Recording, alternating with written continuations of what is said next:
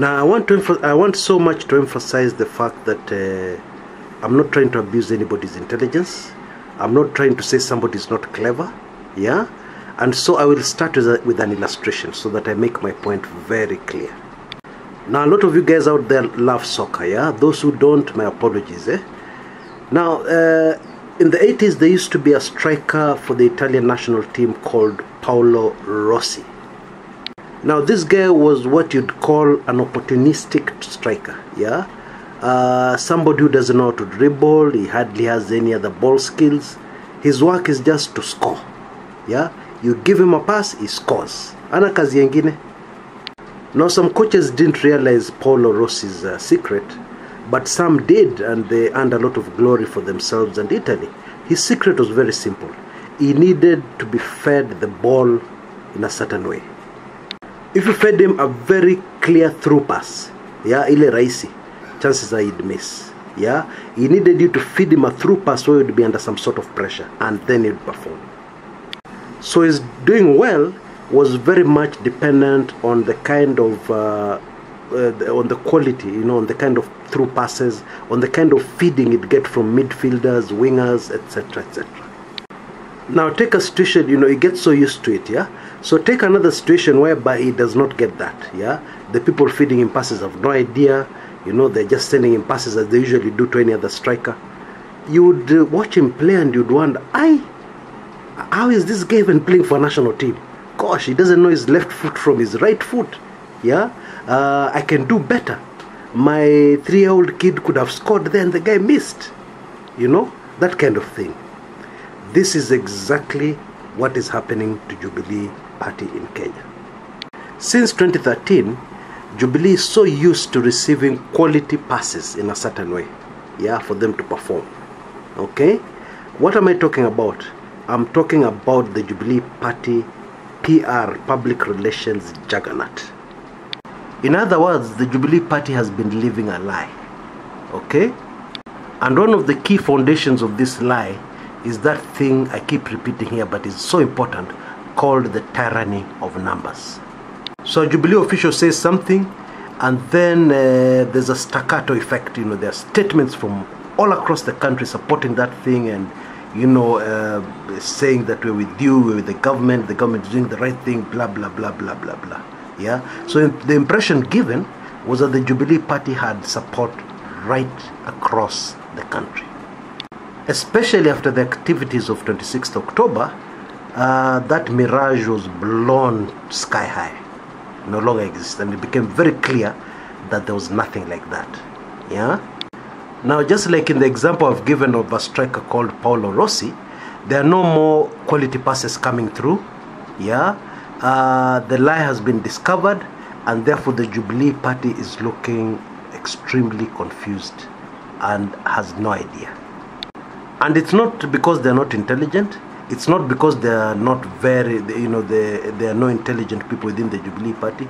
No, it's just because politics, like a soccer team, yeah, relies on a certain strategy, a certain way of playing. Yeah, when something happens or something goes wrong with your system of playing, your system of politics, then you tend to look much worse than you really are. That's the truth. I say this because what is happening in Kenya right now is laughable. Yeah. And that's why I started with that example, because I don't want to give the wrong impression that I'm trying to abuse people's intelligence. No, no, no. God blessed all of us with a very nice, brilliant supercomputer between our ears called a brain. Yeah, everybody has it. And those who want to exercise it, you can do amazing things with that thing between your ears. Yeah, you can do good and evil. Yeah, you're free to do that. Yeah, but it's better to do good. Yeah, and you can do a lot of good. You can do a lot of amazing things with your gray matter. Yeah, so I will not sit here and say some people don't have it. They have it. I will not sit here and say Jubilee does not have it. They have it. Yeah, but I've explained why things have gone wrong. Now, I say the political situation in Kenya is laughable right now because, and I'll give a few examples. Yeah, because it seems that we have one side of the political divide playing in the Division 1 English Premiership. Yeah, and then they seem to be playing against a third division, not even third division. They seem to be playing against a district soccer team from somewhere in the northeastern. Yeah? Very big contrast. Now, to give you further evidence of what I'm saying, just read the body language, just look at politicians from both sides these days when they're talking. Okay? You will very quickly notice that NASA politicians are very relaxed. You know, they're laughing, they're smiling. Even when they're issuing a stand statement, they're very relaxed. Yeah? You would think that this is the government side, kumbe this is the opposition. Yeah? Why are they so relaxed? They're supposed to be pressing to take over government. Yeah? But they're so relaxed. Look at the Jubilee side. They're very tense when they give their statements. Extremely tense. Yeah, so that immediately should tell you there's something wrong here. And even when you read the statements, there's even more humor there. Yeah? Bwana Kiraithe, who is the government spokesman, releases a statement where he says NASA cannot stop Uhuru from being sworn in. Yeah? Now, that is a very funny statement. Why? Because that's no longer an issue. And it should be very clear it's no longer an issue. Yeah? Let's take a hypothetical situation. The Supreme Court accepts, does not annul this election of Uhuru Kenyatta, and we go on to the swearing in, he's sworn in, yeah, and he's in office. Will things go back to normal in Kenya? Hell no. In fact, we have a very ridiculous situation where even if the Supreme Court annuls President Uhuru Kenyatta's so-called win of the 26th of October, most Kenyans will be almost bored. Yeah, we're expecting that. So what? Yeah, there won't be any excitement. There will be actually zero impact. I don't know if you realize that. Now, why is this? Why will there be zero impact? Why are Jubilee in this situation? The answer is simple. It's because NASA are playing First Division Premiership English Soccer, yeah, against Division 4 Northeastern and registered makeshift team. That's really what it is. And I'm talking in terms of political strategy and what each side is doing politically. Let me explain further. Nyanza says they want to secede from Kenya. Okay? Coast says they want to secede from Kenya. Yes? We expect quite a number of other regions to say they want to secede from Kenya.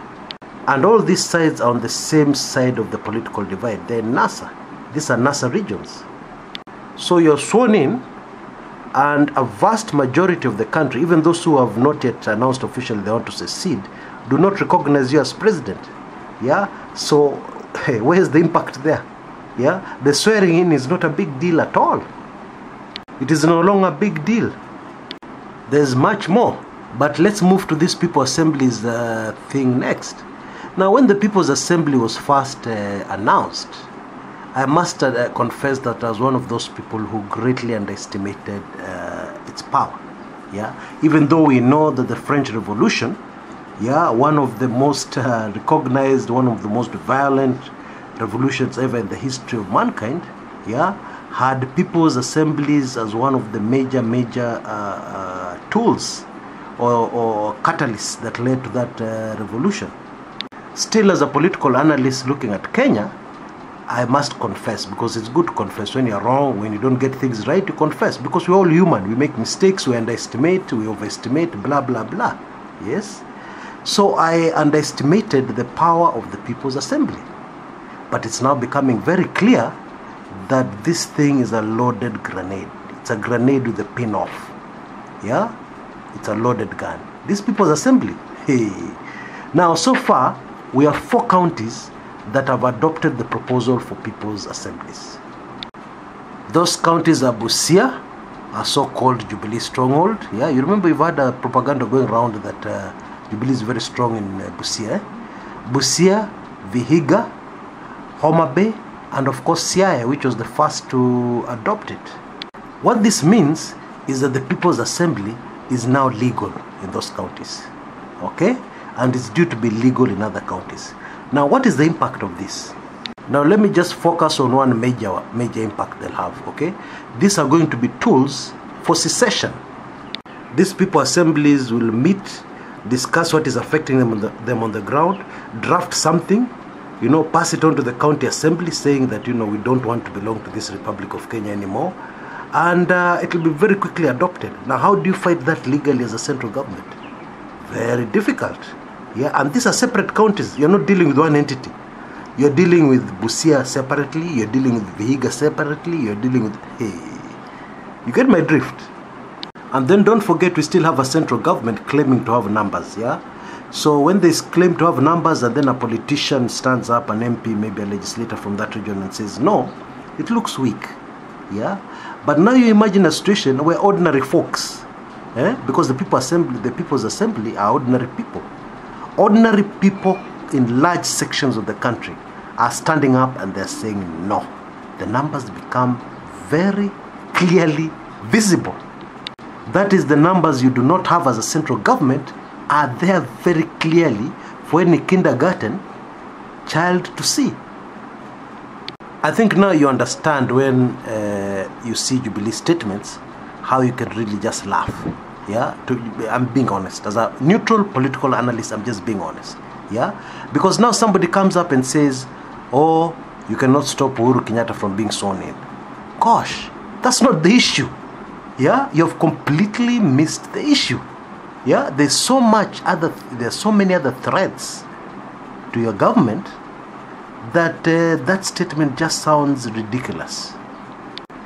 And a lot of rhetoric coming from Jubilee just sounds off key, off topic, off everything.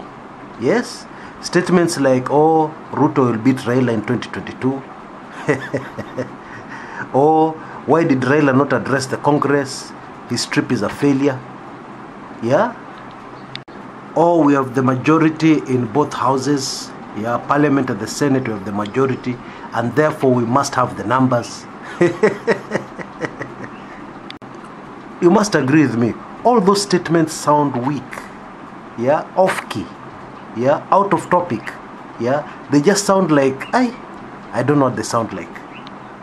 Now, for any serious student of politics, yeah, you will be able to see a clear example where one side has completely outsmarted the other side. Completely. And as I said earlier, it's not that Jubilee don't have the brains. They have some of the best brains in the country. But when you pull in advisors from the past, from the 60s, what do you expect? Are those people capable of dealing with the new political realities in Kenya? Of course not. And it's becoming very clear. When you bring in somebody like David Murathe, who has been out of active politics for more than a decade, what do you expect? Yeah? When you pull in other advisors like Raphael Tuju, who's a complete political reject, yeah, that's a corporate guy, yeah, and you're bringing him to high-stakes politics, what do you expect?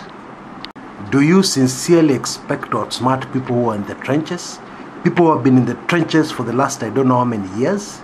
People in active politics on the ground talking to people, etc., etc. Do you sincerely expect to beat those guys? Then there's another disease that has really affected Jubilee. Yeah? Now, it's this disease of Masomo, somebody with the papers. Yeah? Now, I'm very familiar with this disease because my late father used to be like this. Yeah? If somebody has a degree or two, master's plus PhD, that man must be intelligent. Not true. Not true at all. Let me give you just one simple example politically. Yeah? Former Kiambu Governor William Kabogo has a degree from the University of Nairobi. Okay? The current governor of Kiambu County, Baba Yao, yeah? Yeah? Bwana Waititu, he has a degree from India. So if you had a competition of papers, utauliza huyu atoe makaratasi yake, huyu anatoa makaratasi yake, they're on the same level. Yeah? But out in the trenches, are they on the same level? No. And there are many, many other examples. I mean, I have met university dons, you know, lecturers, people have been lecturers for many years, who are complete idiots. And I've also met a Mamamboga who has never seen the inside of a classroom, yeah, but has educated 4 or 5 of her children through up to the highest level of education they could reach, yeah. And there's only one word I can describe her. She's a genius. But she doesn't have the papers. Let me put it bluntly. Papers are supposed to sharpen, enhance, yeah, somebody who is already there. Okay? Papers will never do anything for an idiot. Not in 100 years, not in 1,000 years. So the disease we have in Jubilee is papers, papers, papers. You have the papers, ingia ndani. Papers, ingia, kuja, kuja. Papers, yes, kuja, kuja. That is the problem. And so the result is what we see today. Yeah, a one-sided battle. You know, a battle which should have been more interesting, but really is not. Because one side is dealing at another much higher level, is operating in another league. Yeah, how boring can it really get? Clearly, the reason why NASA are so relaxed, and NASA people are so relaxed, is that they've thought through their game. Yeah, they know where the game is right now, and they know where it will end. Jubilee, on the other hand, are playing reactionary politics. They're waiting for Raila to go to the US to make a statement. Yeah, they're waiting for NASA to declare an economic boycott, for them to say it won't work. Yeah, or for them to say it's against the law. You see, they're waiting for NASA to launch the NRM, to start insinuating that NASA want to go to the bush. You see what I mean? They're just reacting. They're not taking any initiative. So what do you expect? I mean, this is a high-stakes political game. Yeah, there's no time to apologize. There's no time to make mistakes. Really, there's no room for mistakes. But what's happening? Jubilee are just making mistakes left, right, and center. They look completely clueless, and that's the truth. And indeed, it seems they've already realized that, because if you have noticed in recent days, Jubilee have gone very quiet. Okay? Extremely quiet. Yeah, those confident statements are no longer there. Yeah? Yes, a few statements here and there, a few allegations here and there, but this is not the Jubilee we used to know. Yeah? The Jubilee that used to come out with both barrels firing. Hiyo imeisha. The chief weapon of Jubilee is to get people arrested. Yeah, they're breaking the law, harass people here, harass people there. Now the people's government has become legal. How do you arrest? People are gathered in a people's assembly somewhere in Siaya. How do you go and arrest them? What crime have they broken? They are within the law. Yeah? Now, of course, you know, previously it was a bit easy, because with these demonstrations, you would say these demonstrations are encroaching on the rights of others. They always turn violent. There was room there to maneuver and arrest people and say they were being violent. Arrest a poor school child who was a school boy who was going to school and say he was looting a shop when you shot at them. Yeah, or rather not arrest, kill a schoolboy. Yeah, who was buying ice cream, and then say they were looting a shop. Yeah, you know, you can do those funny things. But people's assembly, how do you handle that? Now, several Jubilee people also said secession is treason. Yeah, it's against the law. Obviously, these guys had not read the new constitution. Yeah, so how do you arrest people who are calling for secession? It's in the constitution. It is. Yeah, so you catch my drift. Jubilee are in 6s and 7s. Jubilee are backpedaling. Jubilee are in serious trouble. And that's the truth. That's the situation of our politics in Kenya right now as I speak.